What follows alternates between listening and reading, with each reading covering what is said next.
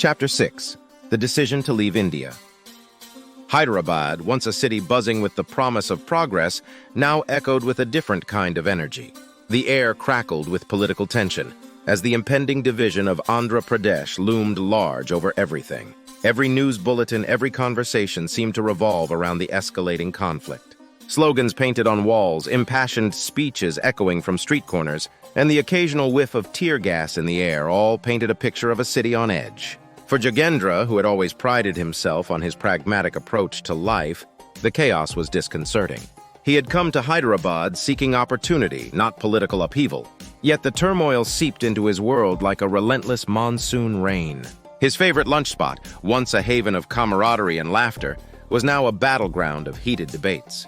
Colleagues he had considered friends now argued fiercely over the merits of a separate Telangana, their disagreements casting a shadow over their shared workspace. Even the familiar comfort of his family's voices, beamed through a pixelated screen during their weekly video calls, couldn't fully shield him from the growing unease.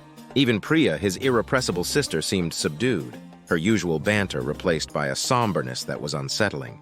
The unrest outside mirrored the turmoil within Jogendra. He had always seen himself as a son of India, a patriot who would contribute to his country's growth and development. But now that sense of belonging was fractured. The ground he stood on felt shaky, the future he had envisioned hazy and uncertain. He questioned whether his hard-won education, his dreams of a successful career, would even matter in a society consumed by political strife. In the quiet moments, when the noise of the city receded, he found himself seeking refuge online. He joined forums where fellow software engineers shared their anxieties, their frustrations, their fears for the future. He read stories of promising startups struggling to stay afloat, of friends leaving for more stable shores, their dreams of building a life in India seemingly shattered. The collective unease, amplified by the anonymity of the internet, fed his own growing sense of disillusionment. The idea of leaving India, once a distant whisper, now echoed louder and louder in his mind. The United States, with its thriving tech industry and reputation for stability, seemed like a haven. He imagined himself walking the streets of Silicon Valley, surrounded by the brightest minds in the world, his skills and ideas valued and appreciated. He pictured himself building a life free from the constant threat of political turmoil, a life where he could focus on his work and his family.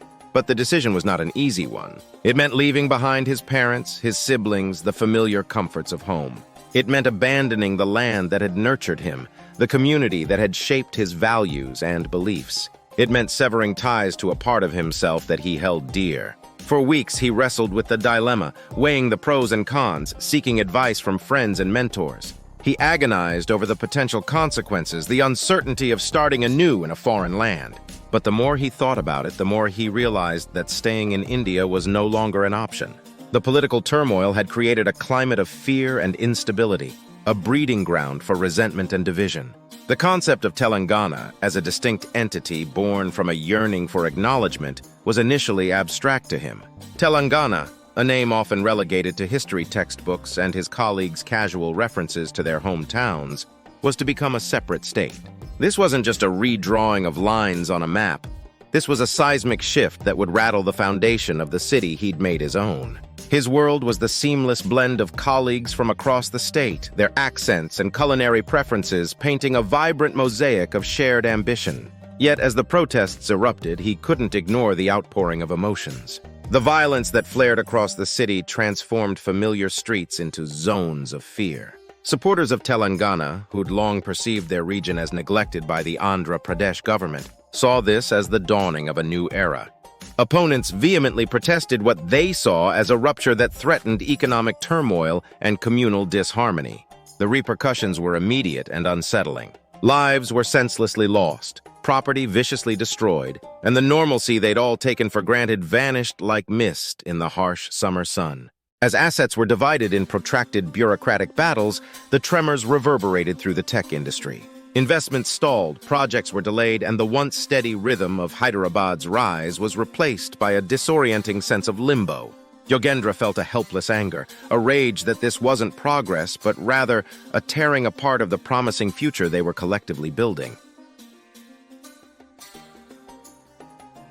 Political instability became a grim reality, casting a long shadow over what the future held. Watching friends, both Telugu and those from neighboring states, forced to choose sides, broke a piece of his heart. In the midst of this chaos, Jogendra found unlikely solace in memories of Jodhaya. He was a son of the soil, a product of two worlds, and he was ready to make his mark on a global stage. The land had taught him patience, his community had taught him resilience. He clung to the values of hard work and perseverance that were his inheritance, refusing to become a pawn in a conflict that had nothing to do with the code he wrote or the vision he nurtured for the future. Jogendra, the software engineer, wouldn't be defined by which side of the political line he fell on. He would be defined by the positive impact he could make, the solutions he could create. Amidst this internal struggle, a long dormant dream stirred back to life. The allure of Silicon Valley, the beating heart of the tech universe, beckoned. He had always seen a life in the U.S. as the pinnacle of professional success, the path to not just personal advancement, but the stability that would transform his family's future. It was time to spread his wings, to fly towards a future that held both promise and uncertainty. Now, amidst Hyderabad's instability, the decision took on a different dimension. Was he betraying the city that had nurtured him by leaving? The guilt ate at him, but undeniable ambition gnawed with equal strength. His success was inextricably tied to the opportunities Hyderabad had offered. He knew that leaving India would be difficult, but he also knew that it was the right decision. Yet a new future seemed possible, a life built on stability, his skills finding a limitless playground in the land of tech behemoths. Thus, Jogendra once again found himself mirroring the banyan tree's wisdom.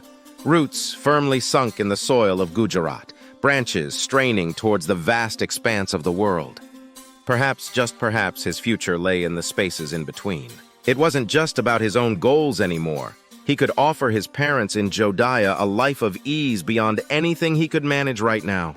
His path could be one that bridges oceans, carries innovation born in Hyderabad to the shores of the United States, and brings learnings from the beacon on a hill back to the land that had shaped his soul. He thought of the sacrifices they had made for him, the countless hours they had spent working in the fields so that he could have a better life.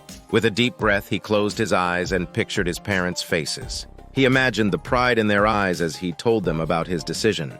Next week, H1B Journey Part 2.